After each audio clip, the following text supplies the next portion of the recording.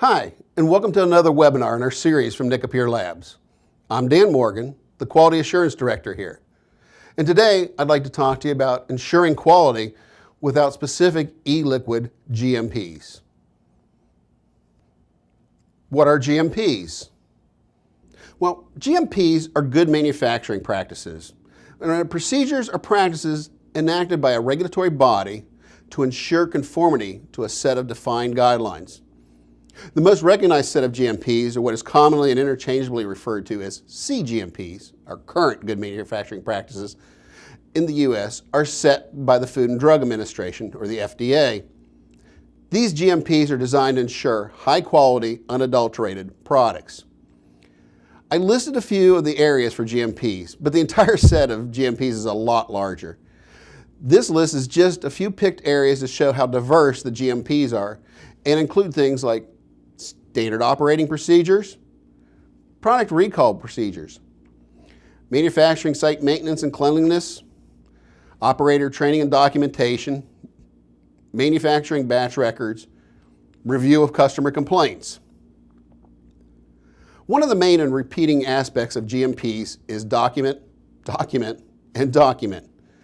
As can be noted from the list of SOPs, are documenting and defining set procedures. Training, which has to be documented, and of course, batch records. All of these procedures, and above all accompanied documentation, are designed to ensure quality manufacturing and therefore quality products. Just as a side note, Europe, China, Canada, several other countries have their own versions of GMPs. However, they're all very similar in design and are designed really to ensure high quality with an eye toward documentation. Good manufacturing practices. In the recent notification from the FDA, one of the questions was proposed, and it was proposed to adopt a method similar to dietary supplements, including GMP compliance checks. The FDA response was very specific in this area, and they said that these are not applicable to tobacco products, which e-cigarettes and e-liquids will be regulated under. Other areas for GMPs, we can look at food, or we can look at the GMPs for pharmaceuticals. GMPs for tobacco and e-cigarettes could fall in an area between pharmaceutical and food level GMPs. Some would argue that the differences between these two levels of GMPs are very subtle and based on the industry need. However, both GMPs are put in place to provide for systems that assure proper design, monitoring, and control of manufacturing processes and facilities. All these factors lead and ensure to a quality product. International Organization of Standardization, or ISO. This leads one to suggest following an ISO, an International Organization for Standardization protocol, as a good starting point. An ISO certificate greatly helps a lab in moving toward a regulated environment and is looked upon favorably during an external audit. ISO is trying to be proactive in coming up with some compliance and guidance.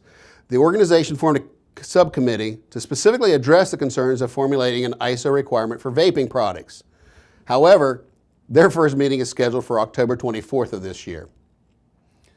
We can look at the ISO 9000 family, and that's a family of standards used to establish a quality management system within an organization. This covers the basic concepts and language of quality. The ISO family are commonly referred to in the manufacturing process. ISO 9001, which is a part of the ISO 9000 family, sets out the requirements for the quality management system.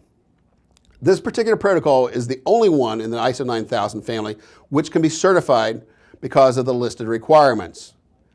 ISO 9001 includes quality objectives, leadership commitment, organizational roles, design controls, monitoring, auditing, just to name a few. This is a good foundation for a quality management system. Another one of the ISO families you can talk about is ISO 17025. And this provides the general requirements for the competence of the testing and calibration laboratories. This ISO is referenced in this talk because several aspects of the quality system rely on analytical testing. As I mentioned in my previous webinar, we talked about the quality control function. And the quality control function is used to measure incoming raw materials, intermediate products, and final products. As with the ISO 17025 reference for the analytical laboratories, good laboratory practices can also be used and encompassed. While technically they're part of the ISO family, they are another internationally accepted set of quality practices that relate to the laboratory function. GLPs were first introduced in the early 70s in New Zealand in response to the industrial biotest lab scandal. The GLPs have evolved over time and are encompassed in almost every analytical laboratory involved in chemical testing. GLPs are in place for uniformity, consistency, reliability, reproducibility, quality, integrity of chemical testing. A quality management system. So in the e-cigarette industry, what do we do until specific e-cigarette e-liquid GMPs are provided? Well, previously I talked about the fact that all the different country GMPs for pharmaceutical and food on the surface appear to be very similar in many aspects, especially documentation. Another note is in the use of producing high quality products. So the most likely place to start is by setting up a quality system to address the needs. And what is a quality system? Well, it's a compilation of defined processes and documentation to ensure quality. Sounds like the same goals that GMPs try to ensure. And it is that coincidence. No, the relationship that can be noted in the FDA-issued 2006 document entitled Guidance for Industry, Quality Systems Approach to Pharmaceutical CGMP Regulations. Here's a particular list of elements for a QMS system.